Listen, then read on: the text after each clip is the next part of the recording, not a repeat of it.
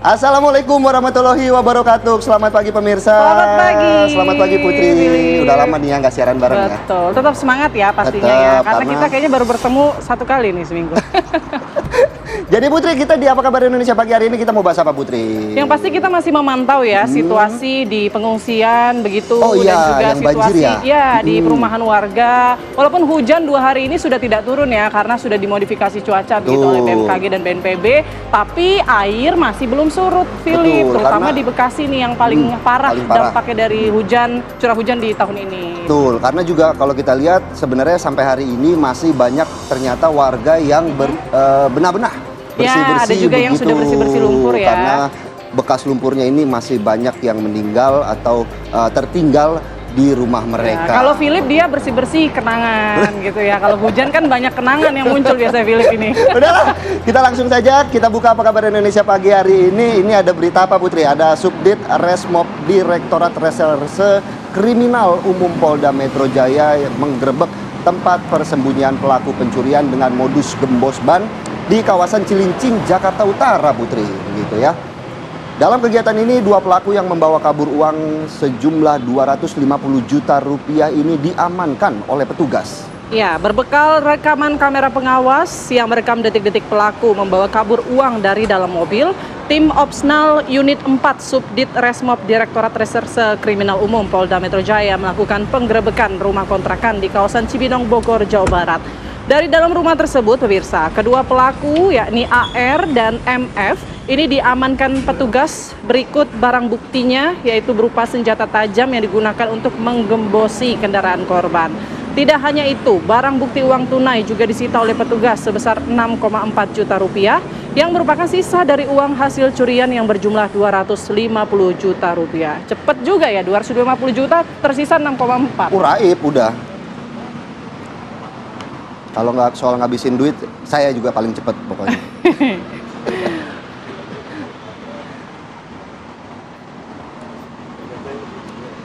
Baik, kita ke informasi lain pemirsa. Ada sepasang suami istri dari Kecamatan Kejayan, Kabupaten Pasuruan, Jawa Timur yang nekat menjebak seorang aparatur sipil negara atau ASN dalam aksi perampasan motor dan ponsel. Nah, motif utama kejahatan ini adalah rasa sakit hati sang istri yang merasa sering digoda oleh korban.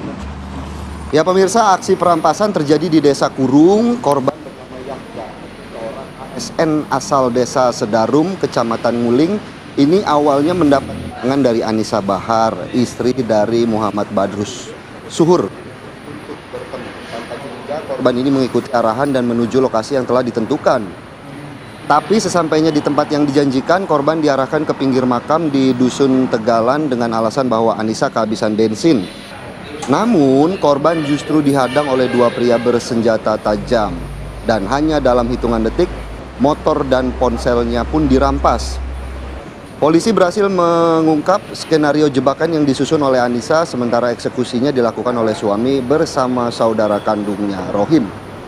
Tapi yang jadi aneh, kalau memang mau balas dendam, malah motor sama ponselnya yang diambil. Begitu. Bukan orangnya ya? Bukan orangnya, dibalas, artinya kan bukan ditegor. Kan kalau memang dia gitu. merasa sakit hati kan dia kan menegur korbannya begitu ya. Baik pemirsa, kita akan lihat berita lainnya di mana ini ada upaya penyelundupan 4 kg sabu di dalam mesin las yang kemudian berhasil dibongkar oleh petugas Satres Narkoba Polres Lampung Selatan. Dan dari dalam alat las tersebut, petugas ini menemukan 4 paket yang di dalamnya berisikan butiran kristal sabu. Terbongkarnya upaya penyelundupan sabu ini berawal saat petugas memeriksa bus penumpang PO Handoyo yang akan menyeberang ke Pulau Jawa melalui Pelabuhan Bakauheni, Lampung. Nah, saat dilakukan pemeriksaan terhadap barang bawaan penumpang, petugas menemukan tas besar yang di dalamnya terdapat mesin las listrik. Petugas kemudian curiga, lalu menanyakan juga terkait kepemilikan tas tersebut ke sejumlah penumpang yang ada di dalam bus. Dan dari pemeriksaan petugas akhirnya menemukan pemilik dari tas tersebut bernama Bu Hairi asal Sampang, Madura.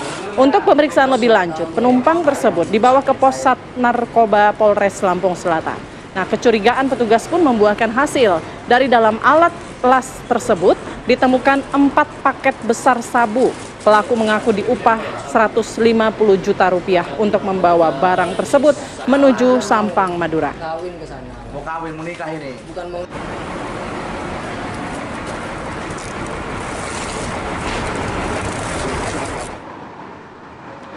Pemirsa, anggota Tentara Nasional Indonesia Kodim 0811 Kabupaten Tuban, Jawa Timur menggagalkan penyelundupan 840 tabung gas LPG bersubsidi. Ratusan tabung gas LPG kemasan 3 kg tersebut akan dikirim ke daerah Pati, Jawa Tengah.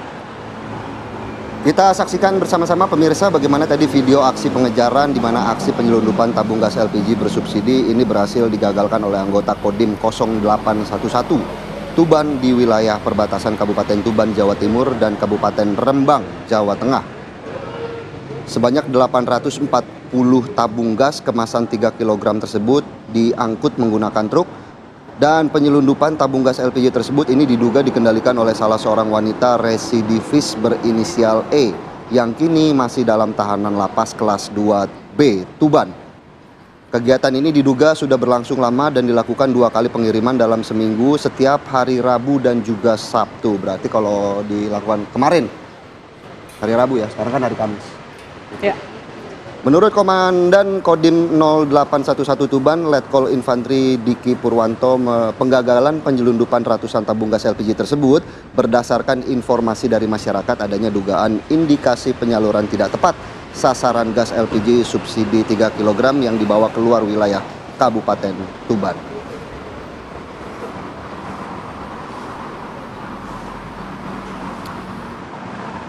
Dari Tuban kita bergeser ke Demak, pemirsa. Ada seorang anak laki-laki usia 3 tahun yang jatuh ke dalam parit dan terseret arus saat bermain bersama 2 orang temannya. Korban kemudian ditemukan dalam kondisi meninggal setelah dilakukan pencarian hingga 2 km dari lokasi jatuhnya korban. Ya, inilah rekaman CCTV detik-detik seorang anak balita terjatuh ke dalam parit di pinggir jalan Desa Kalitengah, Kecamatan Meranggen, Demak, Jawa Tengah. Korban ini nampak bermain bersama 2 temannya, namun saat mendekat di pinggir parit, ia kemudian terjatuh dan terseret air. Seorang warga berusaha menolong, tapi terlambat, pemirsa. Upaya pencarian korban ini kemudian dilakukan tim BPBD Demak bersama warga. Alat berat juga didatangkan untuk menjebol jembatan yang menutup parit. Jasad balita tersebut kemudian ditemukan 2 km dari tempat terjatuhnya korban. Kalau kita lihat videonya ini kejadian mirip sama balita yang terjatuh di Surabaya. Betul. Masih nggak Putri? Yang kemudian di dalam kondisi hujan ya, jatuh ke selokan dan ditemukan beberapa kilometer dari tempat kejadian.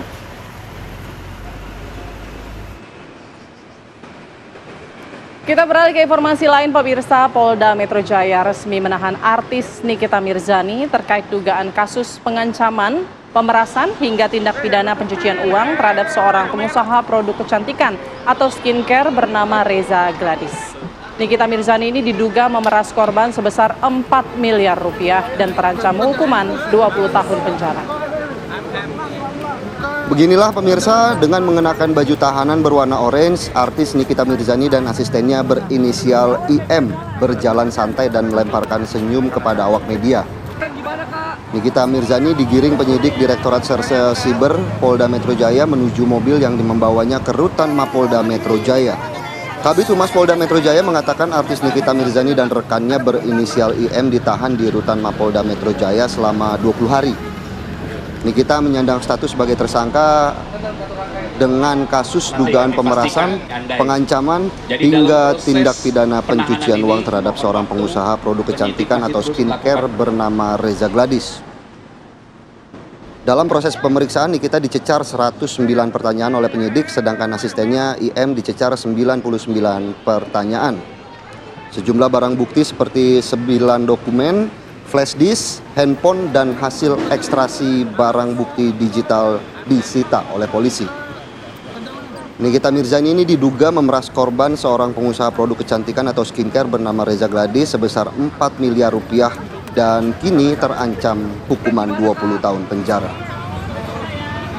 Kesaktian Nikita Mirzani kayaknya mulai hilang nih Putri. Belum tahu. Luntur. Kita belum tahu. Masih Selanjutnya menunggu ya. apa? Oke lah, kita ke berita lainnya pemirsa. Masjid Jami di Sukabumi, Jawa Barat ini ambruk. Sedikitnya 20 jemaah tertimpa material masjid saat sedang melaksanakan sholat subuh berjamaah. Akibatnya para jemaah yang tertimpa ini mengalami sejumlah luka-luka di tubuhnya. Ya, Masjid Jami Al-Arsy ini berada di Kampung Desa Cibatu, Kecamatan Cikembar, Kabupaten Sukabumi, Jawa Barat. Nah, pada saat kejadian pemirsa, sedikitnya ada 20 orang yang sedang melaksanakan sholat subuh berjamaah. Akibatnya para jemaah ini tertimpa reruntuhan atap masjid berupa genteng dan besi baja ringan sebagai penopang atap masjid tersebut. Dari 20 orang jemaah, 1 orang diantaranya terpaksa harus dibawa ke rumah sakit karena mengalami sesak nafas. Kerusakan masjid terjadi saat sedang tidak hujan maupun ada angin besar. Kerusakan terjadi di bagian atap penyangga atap berupa baja ringan dan plafon. Pasca kejadian, warga melakukan pembersihan dari material yang berserakan di dalam masjid secara gotong royong.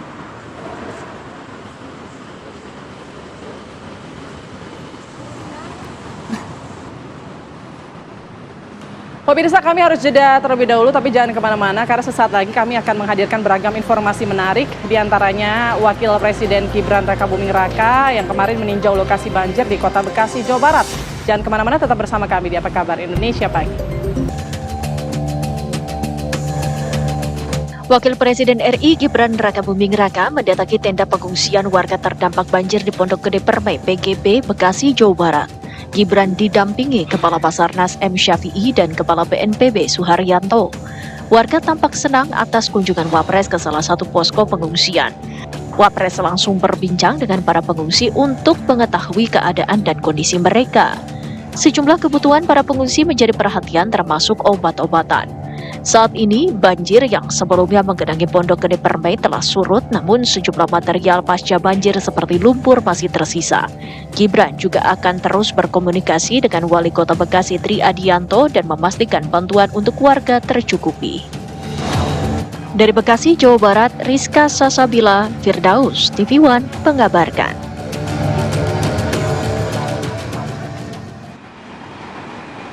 Ya pemirsa, sementara itu BNPB berupaya menangani bencana hidrometeorologi ini khususnya banjir di wilayah Jabodetabek dengan melakukan operasi modifikasi cuaca. Ya, BNPB ini melakukan modifikasi cuaca dengan menggunakan pesawat Cessna Caravan 208B. Penyemaian bahan baku berupa garam atau NaCl ini diharapkan dapat dilakukan pada area target.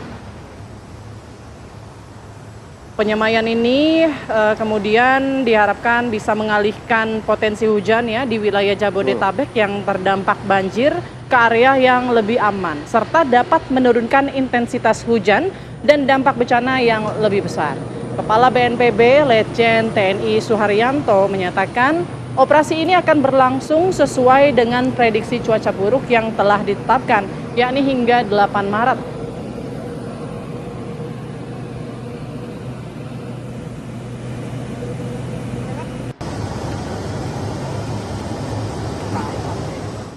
Ya, sementara itu pemirsa, Menteri Sosial Saifullah Yusuf meninjau pengungsian korban banjir yang terjadi di Jabodetabek dan dalam kunjungannya tersebut, Saifullah Yusuf memberikan berbagai bantuan untuk meringankan beban para pengungsi.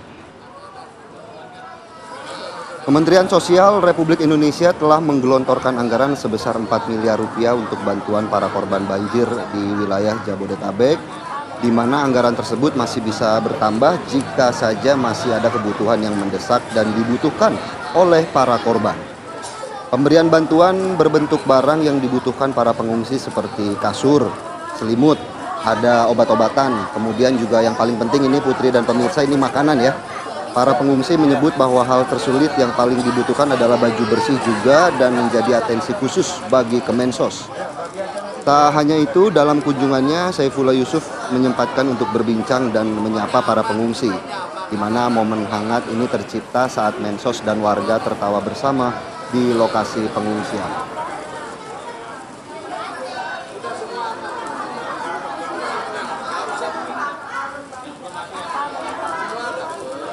Ya, selain ada viralnya bantuan-bantuan, ternyata ada viral yang lain juga, Putri dan pemirsa, di mana Gubernur Jawa Barat Deddy Mulyadi ini menyayangkan istri dari Wali Kota Bekasi Tri Adianto yakni Wiwi Hargono saat banjir malah memilih untuk menginap di hotel. Ibu Wali Kota kita Nah, inilah videonya ya Putri ya, kita saksikan bersama-sama.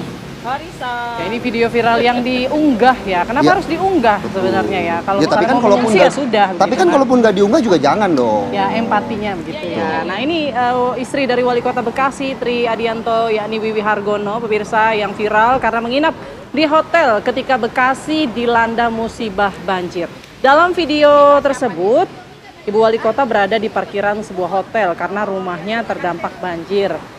Video ini kemudian mengundang reaksi Gubernur Jawa Barat, Deddy Mulyadi. Pejabat termasuk juga istri pejabat harus berada di tengah masyarakat ketika ada musibah, katanya begitu. Siap. Pejabat dimanapun berada ya, hari ini istri pejabat, mari kita sama-sama untuk merasakan apa yang diderita oleh masyarakat. Pada saat masyarakat mendapat musibah, pejabat dan istri pejabat ada di tengah-tengah masyarakat. Pak, akan ada sanksi mungkin Pak dari Lah sanksi nggak ada, sanksinya apa? Kan itu wali kota, itu kan kewenangan SK-nya dari SK Mendagri. Tetapi sebagai gubernur bisa melakukan pembinaan berupa teguran, ya kan? Melalui media ini saya menyampaikan teguran pada istri wali kota Bekasi untuk merubah sikapnya karena dipilih oleh masyarakat untuk melayani. Termasuk istrinya juga harus melayani masyarakat, apalagi posisinya sebagai ketua tim penggerak PKK. Ketua tim penggerak PKK harus menjadi garda terdepan menyelesaikan berbagai problem sosial masyarakat, dari mulai kekurangan gizi sampai kebanjiran. Ini saya yakin kalau Putri sih nggak bakalan ngungsi nih, karena rumahnya masih Aman, renov, jadi takut banyak material yang hilang kalau ditinggal. Ya gitu. nggak gitu juga dong. Oh. Kalau udah kondisinya memang harus ngungsi ya daripada mempersulit kondisi, nanti kita mendingan nurut sama petugas evakuasi. Kalau memang ngungsi gitu, biar lebih aman ya keselamatan kita juga. Betul. Oke lah pemirsa, apa kabar Indonesia Pagi? Mau rehat dulu sejenak dan tentunya kami akan kembali dengan berita ini. Banjir di kawasan Pondok Gede Permai, Bekasi sudah surut. Warga kini mulai membersihkan rumah mereka dari sisa lumpur yang tertinggal di rumah mereka. Informasinya akan kami hadirkan sesaat lagi. Tetaplah di Apa Kabar Indonesia Pagi.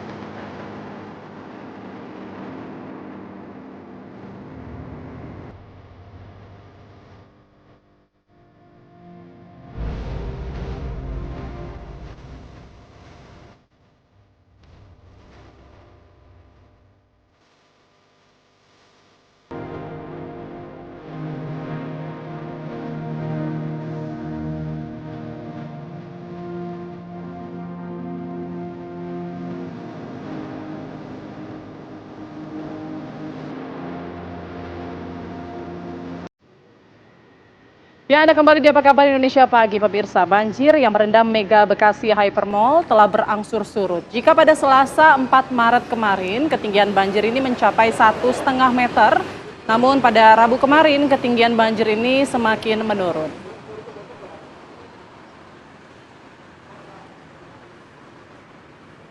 Hingga Rabu kemarin pemirsa, banjir masih merendam pusat perbelanjaan Mega Bekasi Hypermall, di mana masyarakat yang melintas ini berhenti untuk melihat kondisi banjir di lantai basement gudang. Akibat banjir, banyak barang dagangan yang terbawa air, bahkan sejumlah kendaraan yang parkir juga ikut terendam. Pemilik toko yang terdampak banjir di mal ini kemudian datang ke lokasi untuk melihat kondisi toko mereka. Kalau kita lihat di video yang di tayangan ini, pemirsa dan juga Putri ya, bagaimana detik-detik kepanikan para warga yang melihat banjir ketika memasuki Mall Mega Hypermall Bekasi.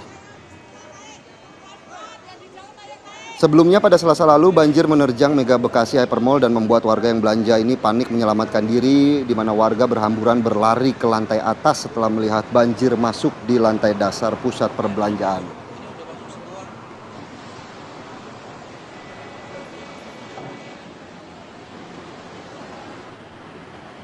Sementara itu pemirsa, warga pemilik kendaraan bermotor yang terendam banjir di pusat perbelanjaan di Bekasi ini kemudian meminta pertanggungjawaban dari pihak pengelola.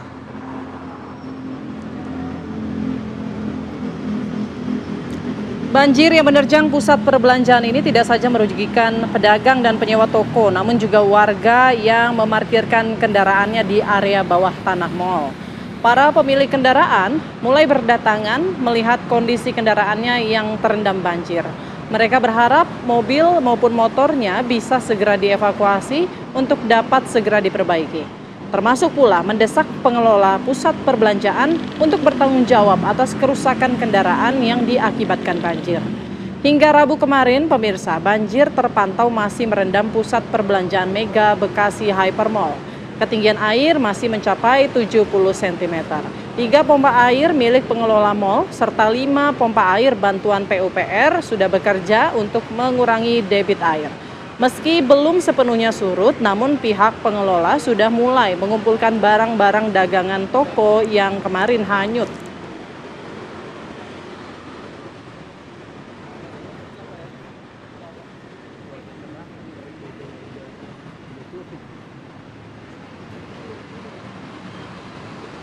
Ya, sementara itu di Jalan Nasional Bojonegara Pulau Ampel di Kabupaten Serang, Banten ini juga terendam banjir mencapai setengah meter akibat aliran air Sungai Candi yang meluap hingga para pengendara tak dapat melintas di jalur tersebut. Dalam video amatir rekaman warga terlihat sepeda motor yang hanyut terbawa arus banjir akibat luapan aliran Sungai Candi yang berada di Desa Pulau Ampel, Kecamatan Pulau Ampel, Kabupaten Serang, Banten pada Rabu siang. Di mana Jalan Nasional Bojonegara Pulau Ampel ini terendam banjir mencapai 50 cm. Jalan Nasional Pulau Bojonegara juga sering terjadi karena banjir ya, karena gorong-gorong yang ada di sungai kecil ini hingga tidak bisa menampung aliran air dan material tambang dari perbukitan untuk langsung menuju ke laut. Selain itu, Jalan Nasional Pulau Ampel menjadi jalan alternatif bila mudik nanti, karena jalan ini bisa langsung menuju Pelabuhan Merak.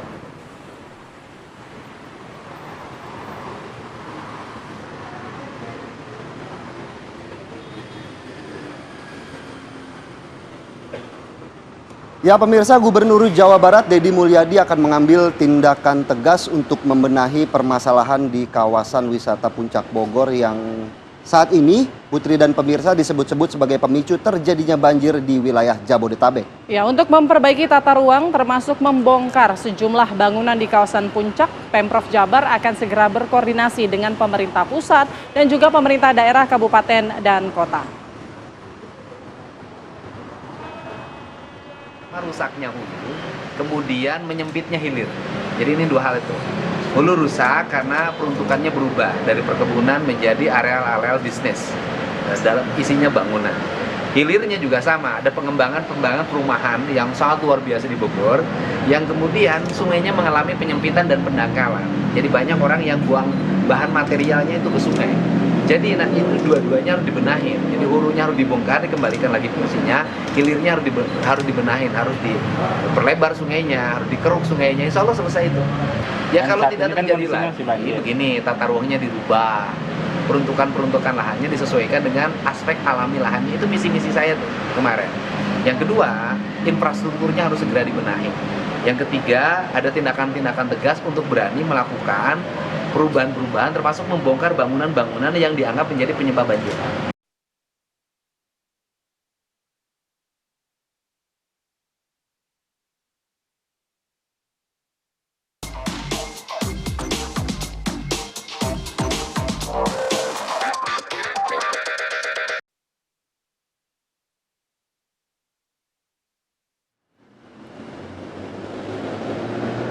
Ya pemirsa, di Apa Kabar Indonesia Pagi On Lock kali ini kami akan ajak Anda untuk melihat secara langsung bagaimana kondisi terkini di Pondok Gede Permai Bekasi yang kemarin mengalami banjir yang sangat parah ya, Putri dan juga pemirsa, di mana saat ini warga mulai membersihkan rumah mereka dari lumpur sisa banjir.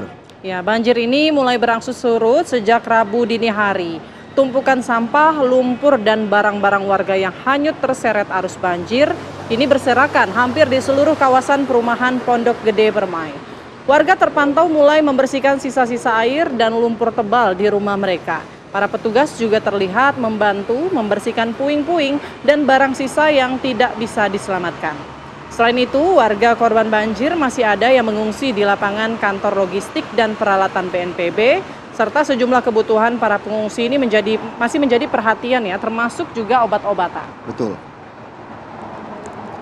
Dan untuk mengetahui bagaimana kondisi terkini di lokasi pengungsian di Pondok Gede Permai ya, Putri dan pemirsa, kami akan ajak Anda langsung bergabung dengan rekan kami. Ada Hilda Ramadanti di sana. Selamat pagi Hilda, bagaimana kemudian kondisi terkini di Pondok Gede Permai saat ini setelah kemarin diterjang banjir yang cukup besar? Betul. Begitu Putri, apakah sudah sepenuhnya surut dan apakah kemudian warga sudah mulai kembali ke rumah mereka untuk bersih-bersih? Silakan Hilda.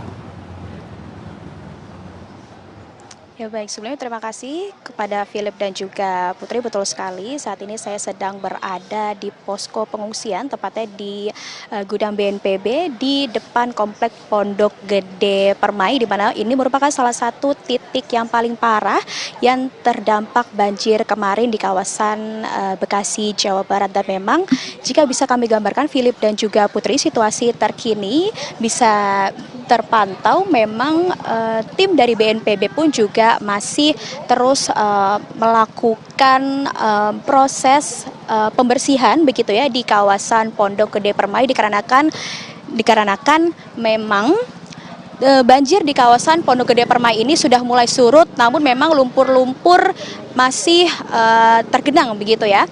Dan jika bisa kami gambarkan di sebelah sana, jika bisa jurus kamera saya gambarkan dan bisa layarkan ke layar kaca Anda, memang di sana sudah banyak sekali warga-warga yang mengungsi sejak banjir kemarin melanda rumah mereka, khususnya di Pondok Gede Permai, Kabupaten Bekasi, Jawa Barat. Dan juga memang hingga sampai saat ini, apalagi saat ini memang karena puasa begitu ya, pastinya juga ada kendala seperti itu, apalagi dengan proses pembersihan yang cukup lama, dikarenakan memang lumpur yang menggenang di depan komplek Pondok Gede Permai ini masih numpuk begitu ya, bahkan bisa sampai 5 hingga 10 cm lumpur yang berakibatkan dari banjir seperti itu.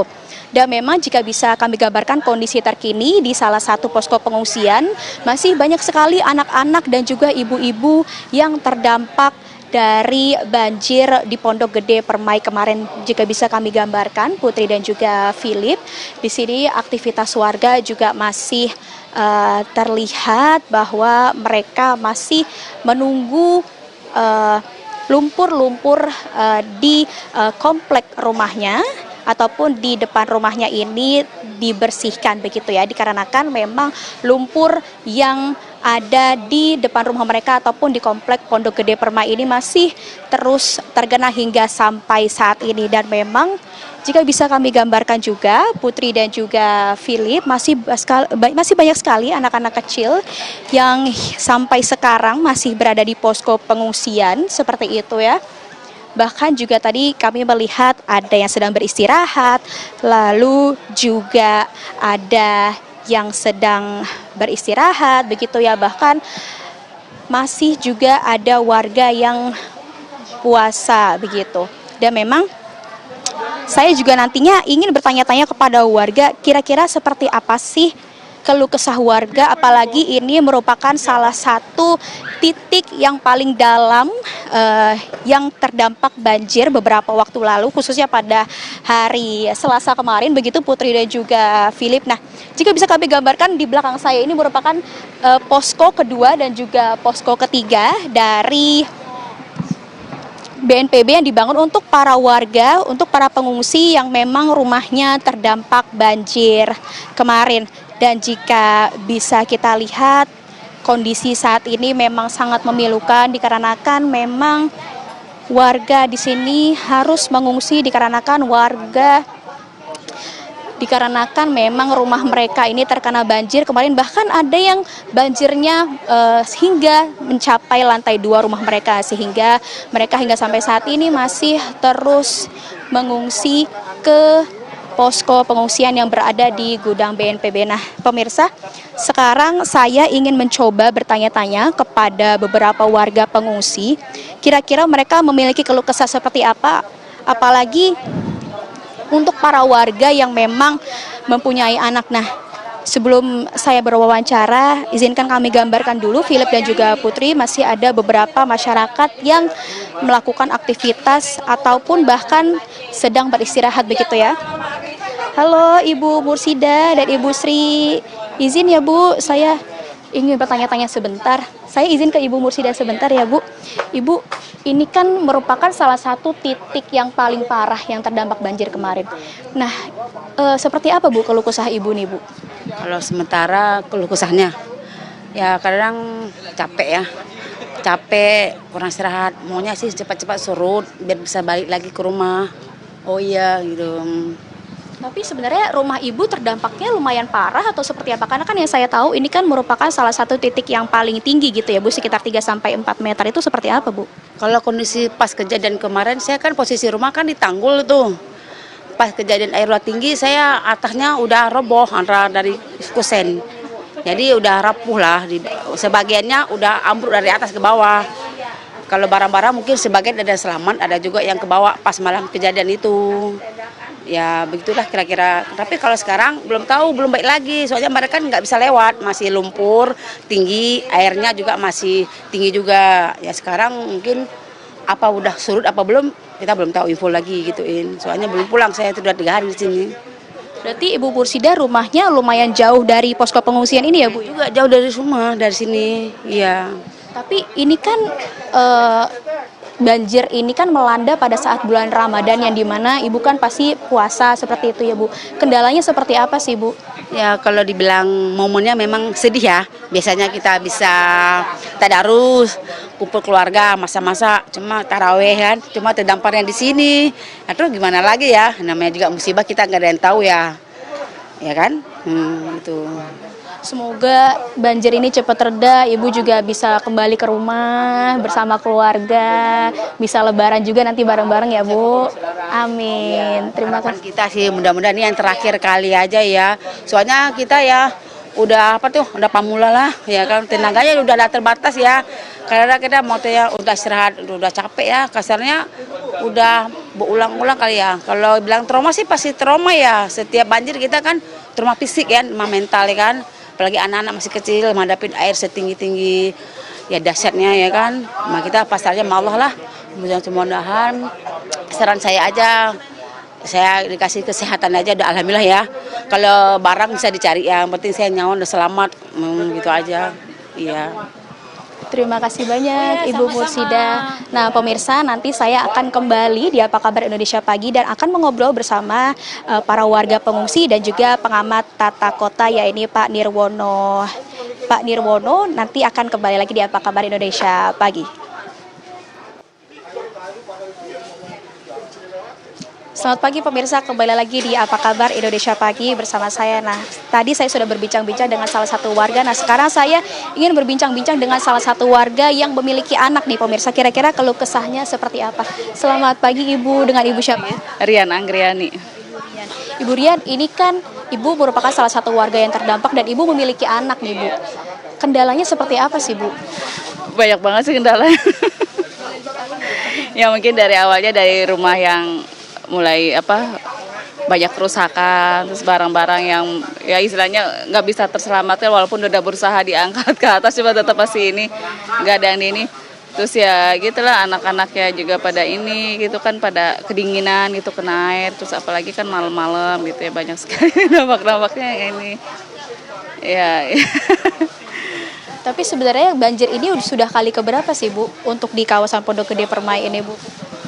Kalau yang saya sih ya lumayan banyak, soalnya kan saya iya, cuman pas parah-parahnya tuh dari 2020 sama sekarang 2025 gitu ya. Mungkin kalau di ini mah banyak sih, cukup inilah nggak cukup sekali 2 kali gitu istilahnya udah sering gitu. Tapi sebenarnya banjir yang 2025 ini katanya sudah lebih parah dibanding 2020. Iya, lebih parah dari yang sekarang, makanya sekarang kan banyak banget sekali.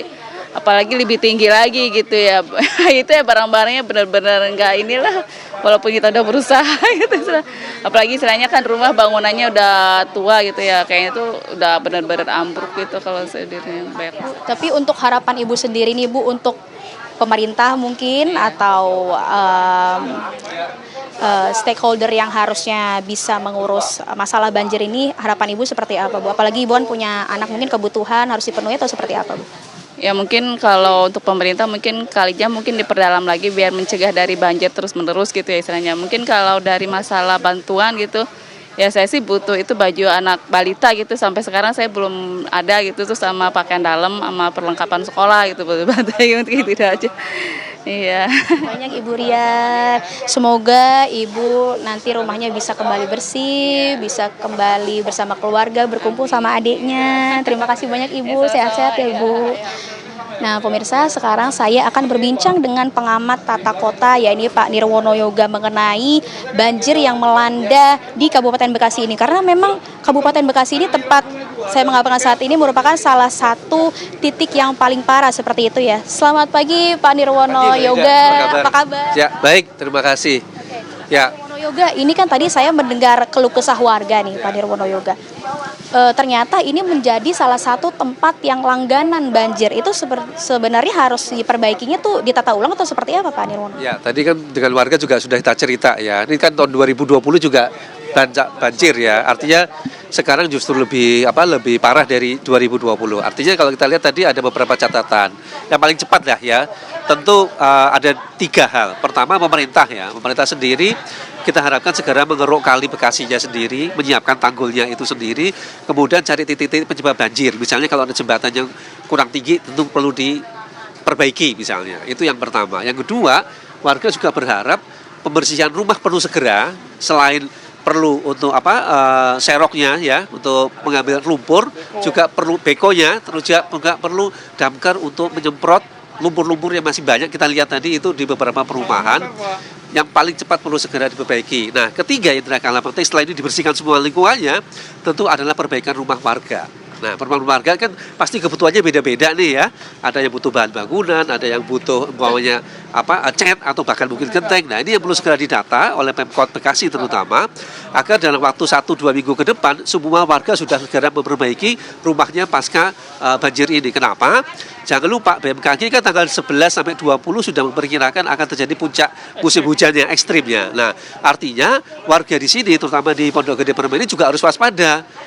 Karena jarak tidak lebih dari 1 minggu ya, artinya tidak akan banyak bisa dilakukan selain mempersiapkan tempat pengungsian seperti ini yang lebih siap lagi. Tentu sudah harus ada strategi setelah puncak banjir selesai, warga segera dapat segera memperbaiki. Kalau sekarang cukup dibersihkan dulu, kenapa? Dalam waktu 1 minggu kan bisa terjadi banjir lagi. Ini menurut saya yang perlu segera diwaspadai dalam waktu dekat yang bisa dilakukan oleh Bu RT ya, Bu RT sama warga sekitar ini dalam waktu tidak lebih dari 7 hari ini, Mbak Hilda. Ini kan salah satunya juga kan kemarin banjir itu kan merupakan yang paling tinggi juga nih Pak Nirwono di sini kan, sekitar 3-4 meter. Udah gitu di sini kan banyak sekali kabel-kabel listrik yang melintang-lintang. Nah, itu kan pastinya membahayakan. Nah, itu harusnya ditata ulang atau seperti apa sih Pak Nirwono? Betul. Jadi PR yang paling besar adalah, ini kan agak jangka panjang tentunya ya, setelah pasca bencana tadi memperbaiki rumah, maka penataan Pondok Gede Permai harus dilakukan. Hal yang paling cepat misalnya, semua kabel ini kan harusnya sudah ditaruh di bawah tanah ya. Perbaikan saluran air, bahkan kita perlu saluran airnya lebih besar dari yang ada sekarang, berikut juga dengan memindahkan seluruh kabel ke bawah tanah, sehingga ke depan kalaupun umpamanya terjadi bencana banjir, kabel tidak akan membahayakan terutama bagi warga, apalagi pada saat evakuasi bencana. Yang kemarin kita lihat sangat berbahaya ya, melakukan evakuasi tetapi dekat dengan kabel-kabel listrik yang menurut saya sudah tidak layak lagi. Semua harus segera dipindahkan atau ditanam ke dalam tanah bersama dengan perbaikan saluran air. Ya. Pak Nirwono, sekarang kan saya juga sama Ibu RT yang di Pondok Gede Permai. Nah, Ibu RT, ini sebenarnya sudah seberapa sering sih Bu untuk terkena banjir seperti ini Bu? Udah sering sekali Mbak. Dari 2020 itu udah parah, ini malah lebih parah lagi. Iya.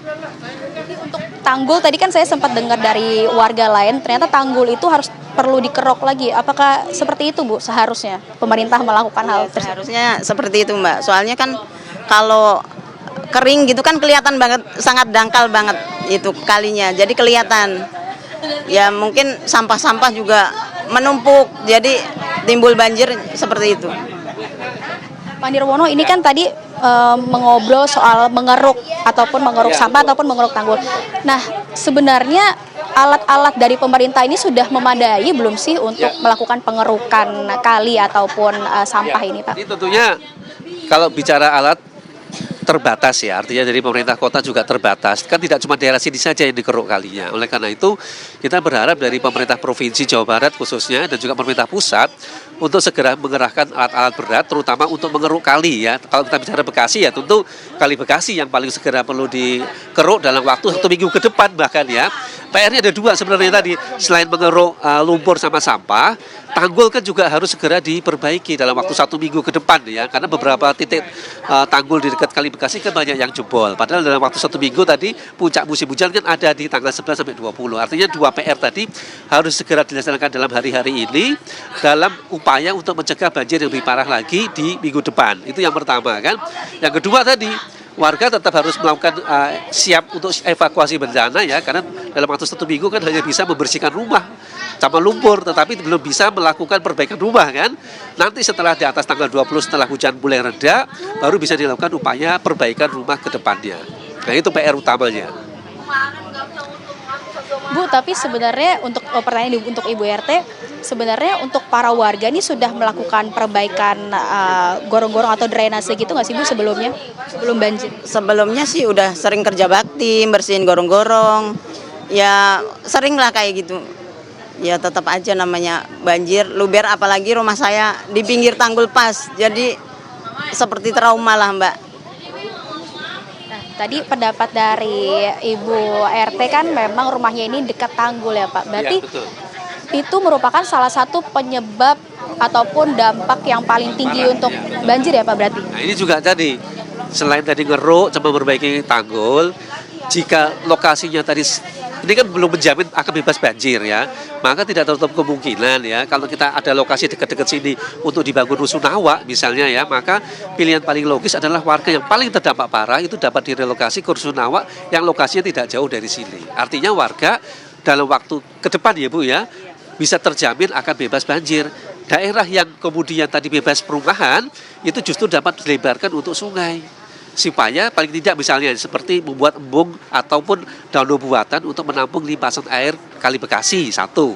Kedua, rumah yang tadi terdampak ini kan sudah tidak bisa diapa-apakan ke depannya kalau umpamanya tadi tanggul sama keruk belum menghentikan banjirnya. Nah, dengan memindahkan warga ke relokasi, yang kalau ini kan kalau kita lihat titik ini paling tinggi ya sebenarnya ya, seandainya dekat-dekat sini, betul itu kan jaraknya juga cukup tinggi antara dari titik yang tempat pengungsian ke bawah itu cukup tinggi. Nah, kalau dekat-dekat sini bisa dibangun rumah susun, tentu ke depan warga akan terbebas dari banjir karena lokasinya aman. Terbukti dengan kejadian kemarin, titik ini yang paling aman tidak terdampak banjir. Kalau kita bicara jangka panjang sebenarnya. Nah, ini perlu sosialisasi kepada masyarakat di titik yang paling rendah, artinya yang paling sangat rawan banjir tadi, bahkan kalau kita bicara tanggulnya jebol ya Bu RT ya, pasti rumah ini akan terdampak parah, itulah lokasi yang paling utama atau prioritas untuk direlokasi ke rusun. Nah, rusunnya dekat-dekat sini aja, jangan jauh-jauh, artinya pemerintah juga bisa membangun dekat sini, warga tidak perlu terlalu jauh pindah, lokasi sekolah, lokasi tempat kerja masih dekat-dekat sini ya Bu ya. Nah, itu mungkin yang perlu gerak cepat dalam waktu 1 tahun ya. Jadi kan kita bicara dalam waktu 1 tahun supaya apa? Supaya kalau tahun depan kita ke sini lagi itu udah gak banjir lagi Mbak Rida. Nah, terima kasih banyak Pak Nirwono atas jawabannya. Nah, Ibu tadi kan Pak Nirwono sempat bilang nantinya mungkin akan ada relokasi, akan dibuat rumah susun. Nah, Ibu sebagai warga misalkan akan direlokasi nih nantinya. Seperti apa Bu tanggapannya? Apakah nanti Ibu siapkah direlokasi, maksudnya dipindahkan ke rumah susun jadi lebih baik lagi atau seperti apa Bu? Saya sangat siap, malah senang sekali Pak. Soalnya kan kita udah lelah kayaknya banjir terus hampir tiap tahun kadang. Yang parah saat ini ya. Ya kita sih jual rumah nggak mau rugi kan. Yang penting jual rumah ya maunya untung lah kayak gitu. Bisa beli lagi. Ya solusinya biar kedepannya lebih baik. Berarti intinya oke. Kalau boleh tambahin sedikit, kalau dari lokasi yang ada, bisa dikatakan rumah ini kalau dijual juga akan sulit ya, karena lokasinya dekat tanggul dan sangat rawan banjir ya, pasti harganya turun. Oleh karena itu paling bijak tadi pemerintah yang membebaskan, artinya yang membelilah intinya, kemudian warga pindah ke lokasi rusun yang tidak jauh dari sini, itu akan jauh lebih baik. Ke depan justru kita bisa memberi harapan akan menjadi bebas banjir. Tapi kalau sekarang tidak ada perubahan, bisa dipastikan tahun depan juga akan terdampak banjir, Mbak Ida. Artinya kalau tidak ada perubahan signifikan loh ya, penataannya daerah Pondok Gede Permai ini masih seperti biasa-biasa aja, seperti ini hanya ditanggul, dikeruk. Kita tinggal nunggu waktu tahun depan akan banjir lagi. Gitu. Kan itu hanya sementara gitu. Oleh karena itu kalau kita tadi survei ke bawah sih pilihan paling bijak, terutama yang paling dekat tanggulnya tadi Bu ya, itu di Rusunawa. Gitu. Terima kasih banyak Pak Nirwono dan juga Ibu RT. Semoga kita semua bisa mendapatkan solusi yang terbaik untuk mengatasi banjir ini ya Pak Nirwono dan juga Ibu. Ibu sehat-sehat ya Bu ya. Terima kasih juga Bapak Nirwono atas waktunya. Terima kasih. Nah sementara demikian Putri dan juga Philip kembali ke studio.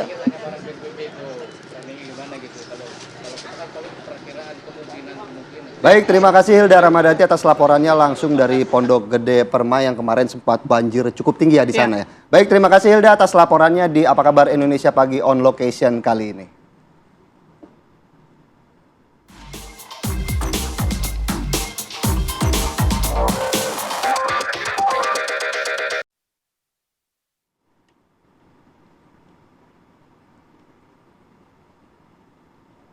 Ya pemirsa, kita juga akan melihat ya di Bekasi di wilayah lainnya. Kalau tadi di Pondok Gede Permai, kita juga akan pantau bagaimana kondisi banjir di wilayah Jatirasa. Kabarnya juga masih banyak nih kendaraan-kendaraan yang terendam banjir juga di sana. Sesaat lagi pemirsa, tetaplah bersama kami di Apa Kabar Indonesia Pagi.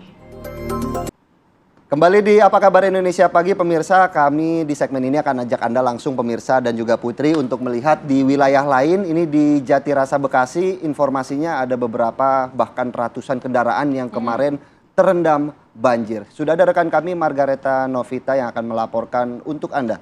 Selamat pagi Margareta. Ya, kita sudah terhubung dan Margareta, informasinya ini viral di media sosial. Kemarin kita lihat bagaimana ratusan kendaraan ini terendam banjir di sana. Silakan dengan laporan Anda, bagaimana kondisi terkini di sana saat ini?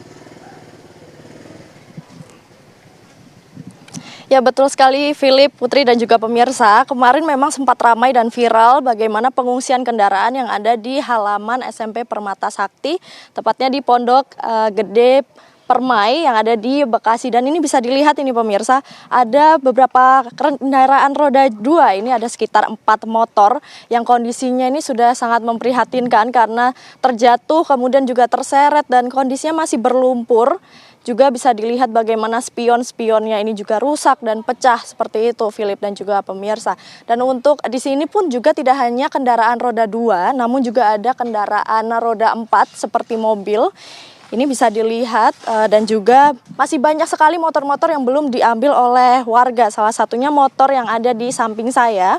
Ini terlihat masih sangat kotor pemirsa dengan adanya lumpur-lumpur. Kemudian ada sampah juga yang tersangkut. Ini menandakan bahwa kemarin wilayah ini atau halaman pengungsian kendaraan ini pun juga terendam sekitar 3 meter tinggi air yang kemarin merendam kawasan ini. Dan juga Anda bisa melihat ini, saya mau tunjukkan di kap lampu mobil pun juga masih ada genangan air. Ini memang menandakan bahwa mobil ini sudah terendam sangat tinggi pemirsa, karena dari informasi para warga ini mengatakan di tempat ini sekitar 3 meter kedalaman air yang menggenangi wilayah ini. Dan untuk itu saya mau ajak Anda berbincang dengan warga yang ada di sini. Ini ada Pak Sagino. Selamat pagi Pak Sagino. Selamat pagi Mbak. Ya, selamat pagi juga. Nah, Pak Sagino ini merupakan warga yang mengungsikan kendaraannya juga di sini ya Pak ya. Mungkin boleh ditunjukkan Pak kendaraan Pak Sagino yang mana? Saya mengungsikan di sini 2 motor. Ini satu, yang satu di belakang gitu. Soal ketinggian air di sini sekitar 2 meteran. 2 meter atau 3 meteran ini di sini. Karena tahun ini 2025 itu melebihi kapasitas debit airnya melebihi dari tahun 2020. Itu Mbak. Baik Pak Sagino, ini kan sempat mengungsikan ya kendaraannya ke sini. Mungkin bisa dijelaskan kronologinya seperti waktu itu sedang hujan kah atau bagaimana akhirnya Bapak hujan-hujan mengungsikan kendaraannya ke sini? Itu kronologinya itu jam 12 karena saya capek, jam 12 malam itu saya masih tidur, itu dibangunin anak saya. Pak, orang-orang udah pada ngungsiin motor, gitu anak saya. Ya saya setengah sadar dan tidak, saya tidur lagi. Anak saya bentak, Pak, orang udah pada ngungsiin motor, gimana sih Pak? Gitu. Begitu saya buka pintu, lah itu kondisi hujan, orang-orang udah pada jas hujan pada ngungsiin motor. Begitu saya ngungsiin motor, terus saya buka WA di grup P2C, lah itu dari Cilengsi ketinggian air sudah 710, dari Cikeas itu sudah 285.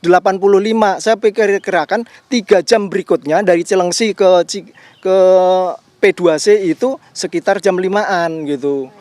Ketinggian air melebihi kapasitas yang dulu gitu. Berarti waktu Bapak mengungsikan kendaraan ini sudah banjir Pak di sini atau belum? Belum. Banjir masuk sini itu sekitar jam 4. Saya habis makan sahur, kebetulan saya ngungsi ke sini karena saya ngelihat debit air itu tinggi dari angka dari P2C. Saya nggak berani tinggal di rumah saya sendiri karena 2020 itu yang lantai atas kan saya kerendam. Kemudian saya inisiatif gabung kepada teman, kan ada yang di SMA 21 di belakang itu. Kebetulan teman saya itu security di situ, saya numpang di situ. Akhirnya di situ ada Bapak Kepala Sekolah gitu. Berarti Bapak Kepala Sekolah pun terjebak di sini juga atau gimana Pak? Bapak Kepala Sekolah SMA 21 Pak Ilyas itu kejebak di SMA 21. Kemudian di ruangan yang paling ujung sini itu kami evakuasi. Yaitu Pak Ilyas itu saya suruh megang galon aqua yang kosong, kemudian anak saya ikat pakai kabel dan istri saya itu nginjek meja, saya susun 2. Akhirnya goyang-goyang terus, akhirnya saya punya inisiatif karena air langsung del naik, akhirnya saya buka jebol plafon.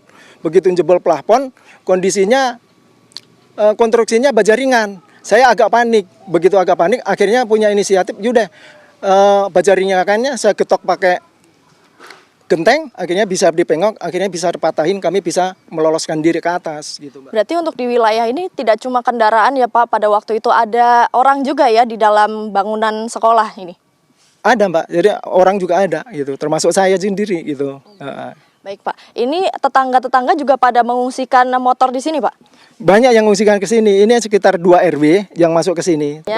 Ya, dan pemirsa bisa diketahui juga bahwa motor ini, kendaraan ini juga dipakai sehari-hari ya Pak Sagino untuk bekerja seperti itu. Kembali ke studio Philip. Baik, terima kasih Margareta Novitasari atas laporannya langsung dari Jatirasa Bekasi, di mana kita juga melihatnya bagaimana ratusan kendaraan ini terendam banjir begitu ya, dan menunggu untuk dievakuasi tentunya untuk dilakukan servis agar diperbaiki. Terima kasih Margareta Novita. Aduh, itu jadi PR juga ya, selain bersih-bersih di rumah ini kendaraan-kendaraan rusak, jadinya memang cukup capek ya, saya ngebayangin itu gimana repotnya. Jangan dibayangin. Ya. Jadi dirasa, takutnya dirasa kan. Oke, baiklah, mulai ngelantur nih kita kemana-mana. Usai jeda berikut kita juga masih akan membahas soal banjir pemirsa.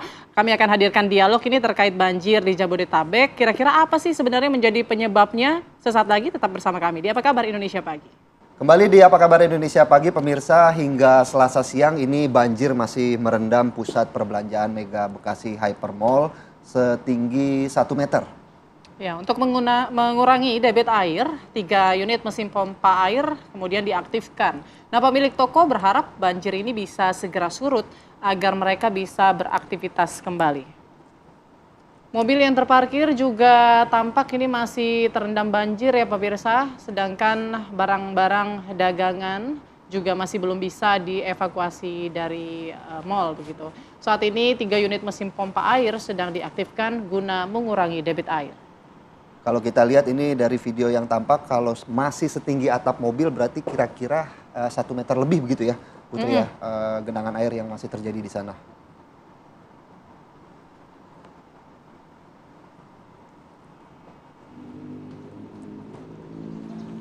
Baik, untuk membahas sebenarnya apa sih penyebab banjir ini ya, kalau dari BMKG kan memang ada kumpulan awan-awan hujan pekat, tapi kalau dari sistem tata kelola air begitu, tata ruangnya apakah memang semakin sempit atau apa kemudian yang bisa dievaluasi dari banjir yang terjadi saat ini, khususnya di Bekasi yang paling parah terdampak banjir di Maret ini. Kita sudah bergabung pemirsa, hadir di studio ada Pak Firdaus Ali, pakar tata kelola air. Selamat pagi Pak Firdaus. Selamat pagi Philip. Sehat Pak? Alhamdulillah sehat Putri, selamat pagi. Sudah lama soalnya ya tidak muncul di layar kaca kita. Oke, mungkin langsung saja Pak, ini kan jadi pertanyaan publik juga mungkin ya, hujan ini mungkin curah hujannya nggak terlalu tinggi begitu dibandingkan dengan 2020 kan begitu ya. Banyak yang membandingkan dengan banjir yang terjadi di 2020. Tapi khusus Bekasi ini menarik karena dia paling parah terdampak dibandingkan Jakarta, Tangerang, dan wilayah lainnya di Jabodetabek. Nah, sebetulnya apa sih yang menjadi penyebab begitu? Apakah tata kelola airnya memang semakin sempit atau kurang maksimal begitu atau bagaimana? Putri, pertanyaan bagus sekali ya. Saya selalu menjelaskan, kok banjir lagi gitu kan. Saya bilang banjir itu suatu keniscayaan. Kenapa? Karena ya dalam desain ya sistem pematusan suatu kawasan wilayah atau kita sebut juga dengan drainase, kita itu menghitung misalkan kala ulang 5 tahun, kala ulang 10 tahun, 15 tahun, sampai 50 tahun, sampai 100 tahun. Artinya apa? Ada probability yang kita izinkan kejadian tadi 5 tahun, 10 tahun, 20 tahun, 50 tahun gitu, sehingga akan mempengaruhi desain dari infrastrukturnya tadi. Which is itu artinya probability-nya ada. Kenapa? Paris juga banjir, London juga banjir, mana-mana banjir gitu. Nah, tapi tadi mereka punya ukuran bahwa ini akan boleh terjadi hanya 25 tahun sekali. Ini akan boleh terjadi cuma 100 tahun sekali. Nah, konsekuensinya apa? Mereka butuh infrastruktur dengan biaya yang lebih mahal sekali. Dan butuh sistem drainase yang lebih andal. Singapura juga banjir beberapa minggu yang lalu gitu kan. Nah, persoalannya tadi, kita tidak siap dengan infrastruktur. Itu pertama. Kedua adalah, ya di luar negeri, mereka betul-betul ketat sekali dengan pengendalian ruang, terutama ruang hulu. Kenapa? Karena kota itu kan hanya menampung dari hulu sebagian besar dalam kota, ya sebagian gitu kan. Nah, konteksnya dengan Jakarta dan sekitarnya, terutama Bekasi ya, hulunya kan berubah dengan sangat cepat sekali. Di ruang resapan sudah berkurang, ya, dan dasnya juga rusak. Ya, jadi ketika curah hujan ya tinggi, saya belum bicara ekstrim ya, ya otomatis kemudian yang terjadi adalah ya apa yang kita hadapi dalam beberapa hari terakhir ini gitu ya, terutama di Bekasi dan di Jakarta. Lalu kemudian Bekasi itu kan sangat masif sekali. Ya pertanyaan yang diberikan ke saya, kok bisa Bekasi lebih parah lagi gitu kan. Ya, saya katakan bahwa ya kota Jakarta kan tumbuh dengan pesat dan kemudian sudah mendekati saturasi. Lalu kemudian entitas bisnis properti kan juga berkembang di luar wilayah DKI Jakarta. Yaitu dimanfaatkan oleh Bekasi, misalkan oleh Tangerang Selatan, dimanfaatkan oleh Depok, dimanfaatkan oleh Tangerang sendiri. Dan ini yang membuat perubahan pola tata ruangnya bergerak dengan cepat sekali. 5 tahun itu perubahannya sangat drastis sekali loh. Ya, jadi kalau dibandingkan tahun 2020 nggak separah itu banget gitu kan. Ya, 5 tahun yang lalu itu perubahannya juga sangat drastis sekali. Evaluasi gitu. Setiap 5 tahun ini nggak berjalan atau gimana tuh? Ya sebetulnya ya diwajibkan dievaluasi, tetapi tadi yang paling berat adalah kendali tata ruang itu kan tidak berlaku sebetulnya. Apa nih faktor penyebabnya tata ruang kita kemudian belum maksimal?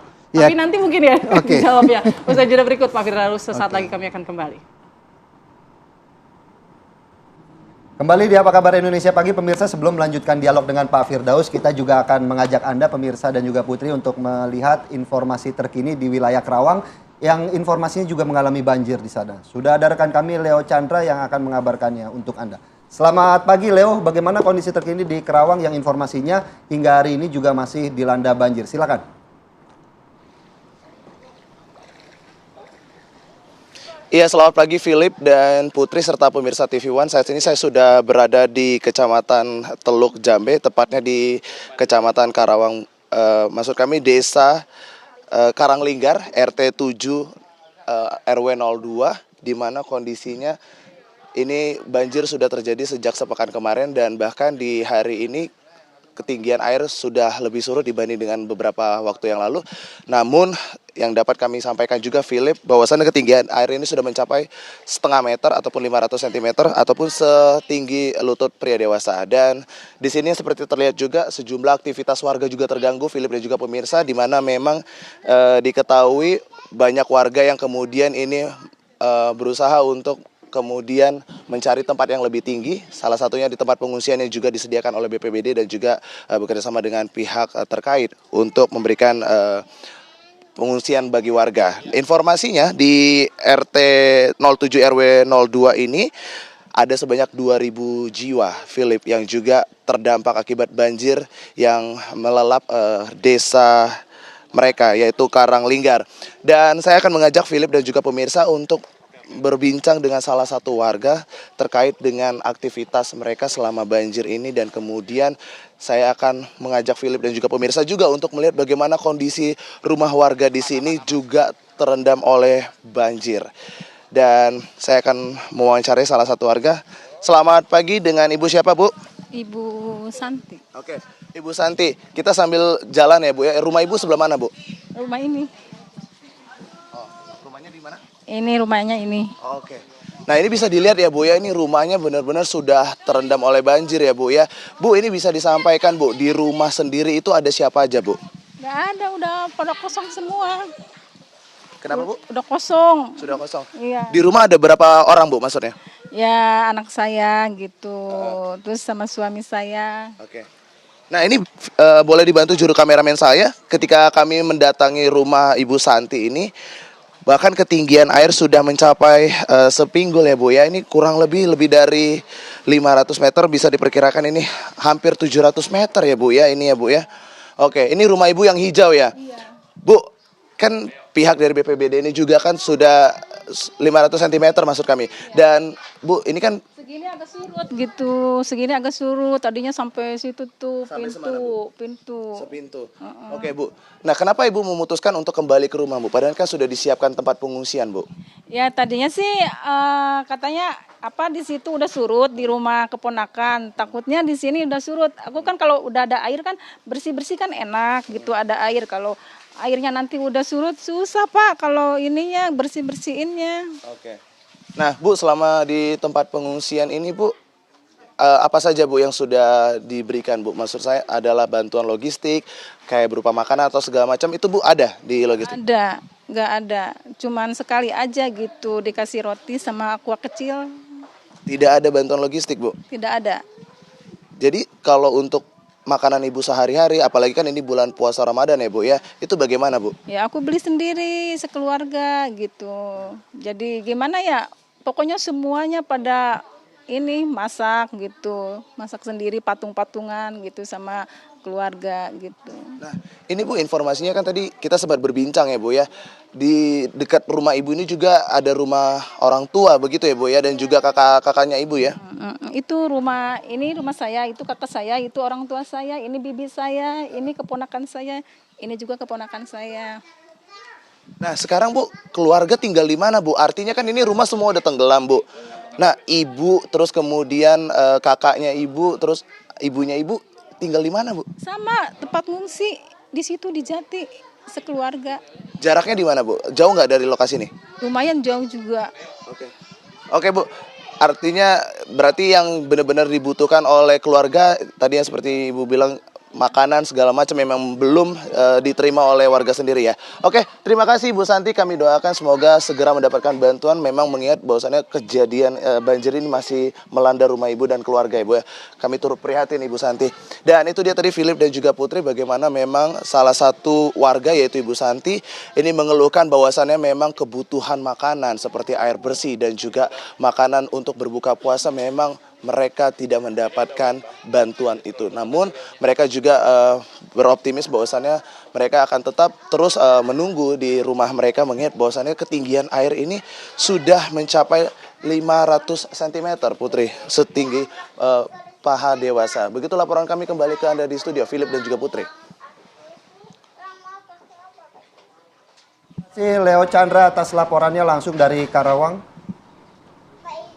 Yang mana memang kita lihat banjir ini masih mencapai 50 cm ya, Putri, sehingga juga masih membuat warga beberapa mengungsi begitu. Dan kembali kami akan mengajak Anda untuk melanjutkan dialog kami dengan Pak Firdaus, yang memang di segmen sebelumnya saya menggarisbawahi bahwa ini ada tata kelola ruang dan juga tata kelola air yang tidak berjalan seiringan, yang artinya kemudian apa yang harus dilakukan oleh pemerintah saat ini agar bencana banjir ini bisa diminimalisir, Pak? Oke, jadi ruang di hulu memang sulit untuk dikembalikan. Hutan kita kembalikan, sulit sekali. Yang bisa kita lakukan terkait, karena gini, intinya gini, hujan yang turun selama ini ditahan oleh vegetasi, dilepaskan pelan-pelan sehingga tidak akan jadi banjir. Dan tidak akan jadi kemarau. Kenapa? Karena airnya dilepaskan sepanjang tahun. Nah, yang terjadi sebaliknya sekarang, vegetasi yang sudah hilang berganti dengan hutan beton. Begitu hujan turun, Ya, yang diresapkan, yang ditahan, diretensi itu cuma 10%, 90% dilimpaskan. Otomatis saluran kita, sungai kita, badan air kita tidak lagi mampu menampung. Kenapa? Prinsip banjir itulah prinsip antrian. Kenapa? Begitu hujan turun, dia berebut, ya kalau dia nggak meresap, dia berebut mencari tempat yang lebih rendah. Ya, analogi begini, kita masuk ke gedung pertunjukan, masuk tertib, semua pintu dibuka, lalu kemudian duduk dengan rapi, tiba-tiba ada alarm bunyi kebakaran. Semua pintu dibuka, orang dalam hitungan detik yang sama ingin meloncat keluar, yang terjadi apa? Kepanikan dan kemudian terinjak-injak. That's banjir. Analoginya sama sekali. Nah, intinya begini, kita harus menahan meritens air tadi sehingga dia nggak langsung meluncur ke hilir gitu kan. Nah, cara meritensnya sekarang apa? Bangun infrastruktur retensi seperti bendungan, situ, embung, waduk tadi. Tapi kan persoalannya lahannya kan terbatas. Iya, lahan kita makin sempit nih. Nah, jangan jadi juga alasan di luar negeri juga negara juga berkembang. Itu bagaimana Mereka bisa? menggunakan ruang bawah tanah. Menarik. Ya, di luar negeri kan juga, jangan dikatakan mereka juga tidak punya scarcity ruang, tapi mereka manfaatkan. Tapi bisa dengan kondisi perumahan, bangunan di mana-mana, pembangunan ruang bawah tanah ini bisa dilakukan. Oh bisa. Tokyo contohnya kan itu metropolitan Tokyo, di bawah itu ada reservoir yang raksasa masif sekali, yang bisa menampung hampir 11 juta meter kubik air di bawahnya itu. Ketika banjir, ketika salju mencair, misalkan bulan Maret atau mendekati April gitu kan, hujan berturun bersama dengan salju cair. Itu kan sama dengan 3 kali lipat curah hujan dalam keadaan normal kan. Dimasukkan ke dalam reservoir tadi, nanti jadi air baku untuk air minum sepanjang tapi tahun. kendalanya biasanya anggaran nih. Anggaran, betul. Iya, memang tadi kembali lagi ke anggaran. Ya selalu jadi anggaran. Tapi gini, anggaran banjir, katakan begini, ya katakan hanya 5 triliun setahun misalkan, nasionali misalkan ya, apalagi di daerah ya. Tapi kerugian banjir itu bisa 10 kali lipat dari yang tadi itu. Jadi orang lupa. Ya, jadi ya dicicil sedikit, padahal kita berpacu dengan waktu. Kerugian banjir itu sangat berlipat-lipat dibandingkan dengan investasi yang kita tanamkan. Itu yang nggak disadari. Kenapa? China kemudian invest, Korea invest, Jepang invest, Amerika invest, Eropa invest. Karena dia tahu jika terjadi bencana banjir, kerugiannya ekonomi mereka jauh lebih masif dibandingkan dengan investasi yang mereka tanamkan. Ini yang belum kita pahami bersama masalahnya gitu. Oke, tata ruang bawah tanah ini mungkin dilakukan di Jabodetabek lah ya. Kenapa hanya di tidak Jakarta mungkin, ya? Putri? Oke, tapi sudah pernah diusulkan belum, Pak? Ya pernah ya, saya tahun 2007 pasca banjir 2007 bersamanya Pak Sutioso, kemudian diganti dengan Pak Foko, kita luncurkan karena kita tahu idealnya kita bikin kanal baru lagi di Jakarta. Betul. Di samping barat ya, kemudian BKT, kita butuh kanal lain. Kita kenapa tadi beban air limpasan ini kan nggak bisa ditampung oleh sungai yang ada, kanal yang ada. Idealnya tambah lagi sehingga Belum lagi pendangkalan sungai juga. Iya, buat apalagi dia. itu pendangkalan, sampah, okupasi dan sebagainya gitu karena sehingga tadi saya usulkan manfaatkan ruang bawah tanah, memang ya biayanya memang mahal. Ya, tapi kan kemudian tidak dilaksanakan. Ya, kalau dibangun sekarang harganya juga udah berlipat gitu kan. Tetapi sekali lagi saya katakan bahwa inovasi untuk menyelesaikan masalah itu terbuka luas sekali. Hanya tadi butuh komitmen yang kuat, butuh dukungan fiskal. Kan tidak sepenuhnya, tidak harus dibiayai oleh APBD, APBN. Gimana kan? caranya? Ya, di sini ada kemudian ya investor bisa masuk selama tadi bahwa fungsi dari infrastruktur itu multifungsi. Ya, seperti di Malaysia ada smart tunnel kan. Mereka berfungsi pada musim hujan adalah untuk banjir. Musim tidak hujan kan highway, jalan tol berbayar. Jalan tol. Jadi bisa membiayai. Bisa dirinya membiayai, kan selalu gini, kita bisa bangun tapi tidak bisa membiayai mengoperasikannya, itu kan masalah gitu kan. Nah, ya, sebetulnya banyak way out-nya, tapi tadi lagi saya katakan kita terokupasi dengan pikiran kita bahwa tadi udahlah nanti aja deh.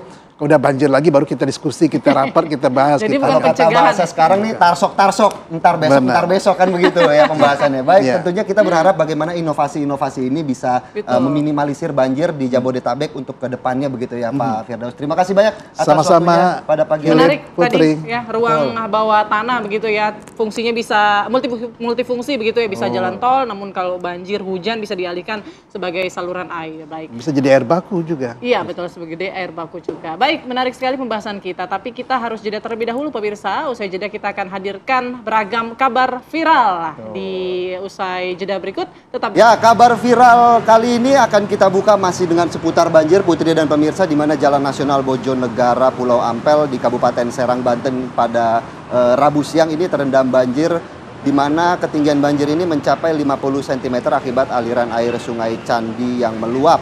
Para pengendara pun tak bisa melintas di jalur tersebut, dan dalam video amatir terlihat sepeda motor ada yang hanyut terbawa arus banjir akibat luapan aliran Sungai Candi yang berada di Desa Pulau Ampel, Kabupaten Serang, Banten.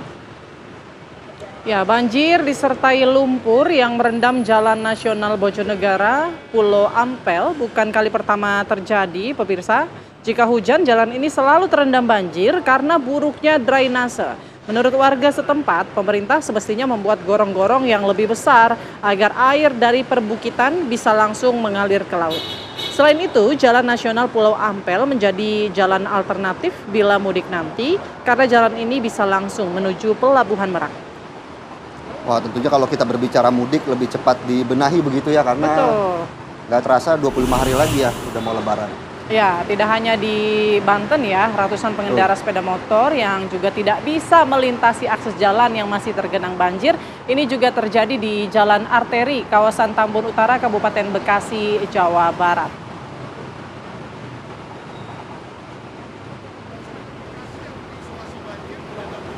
Dalam video ini kebanyakan para pengendara sepeda motor ini bekerja di kawasan Jakarta. Kemudian pihak kepolisian yaitu Kainduk PJR Cikampek Korlantas Polri AKP Sandi Titah Nugraha menemui ratusan pengendara motor.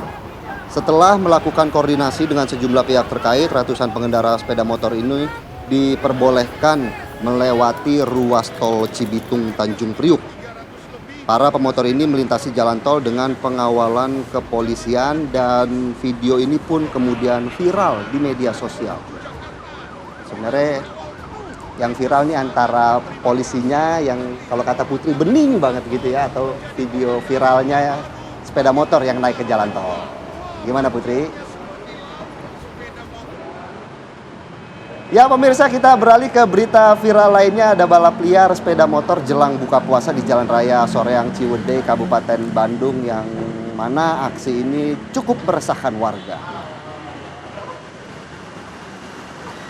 Ya, balapan liar sepeda motor ini pemirsa menggunakan kendaraan modifikasi knalpot bising. Nah, aksi mereka ini cukup meresahkan ya, bahkan sangat meresahkan warga dan pengendara lain karena saat hendak dan melakukan balapan, jalanan ini ditutup paksa oleh mereka. Nah, meski kerap dibubarkan polisi, namun para pelaku balap liar ini tidak pernah kapok dan selalu kembali saat petugas meninggalkan lokasi. Para pelaku balapan liar ini didominasi oleh para remaja. Kalau kita lihat di video yang baru saja diputar ini ya, ada kelas Vespa. Harusnya konvoy yang baik ya. Ini kenapa sih balapan liar gitu. Nah, informasi selanjutnya ini jangan sampai membatalkan puasa ya. Karena kita punya informasi ya, ada seorang warga ini niatnya awalnya berburu takjil pemirsa. Ternyata tanpa sengaja menemukan sepeda motornya yang pernah hilang, dicuri. Pasangan suami istri di Ngawi, Jawa Timur baru-baru ini mengalami kejadian yang tidak terduga. Mereka ini saat sedang berburu takjil, mereka justru dikejutkan dengan temuan sepeda motor mereka yang hilang sejak tahun 2023. Yang menariknya bagaimana Pak Sutri ini juga masih mengingat ya motor mereka yang hilang. Dan ternyata sepeda motor tersebut sudah dibeli oleh seseorang dengan harga 2,5 juta rupiah.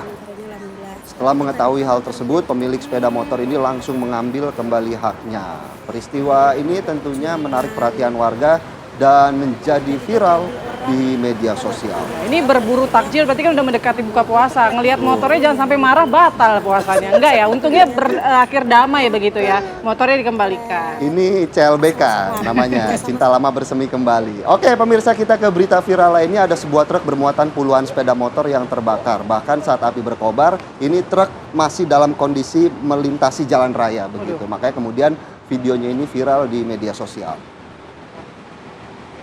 Ya, inilah peristiwa yang terjadi di Jalan Lintas Sumatera Kota Cikampak, Labuhan Batu Selatan, Sumatera Utara. Bisa kita lihat ya pemirsa di dalam video ini, truk yang dikemudikan Ihsan melintas dari arah Pekanbaru menuju Medan. Dan setibanya di kota Targamba, truk ini terbakar di bagian belakang yang mengangkut puluhan sepeda motor. Sopir truk sempat menyelamatkan diri dengan melompat dari ruang kemudi setelah ada warga yang memberitahu jika ada api di bagian belakang truk. Tidak ada korban jiwa dalam peristiwa ini, namun kerugian diperkirakan mencapai 2 miliar rupiah karena kebakaran menyebabkan truk sekaligus 48 sepeda motor yang diangkut ludes terbakar.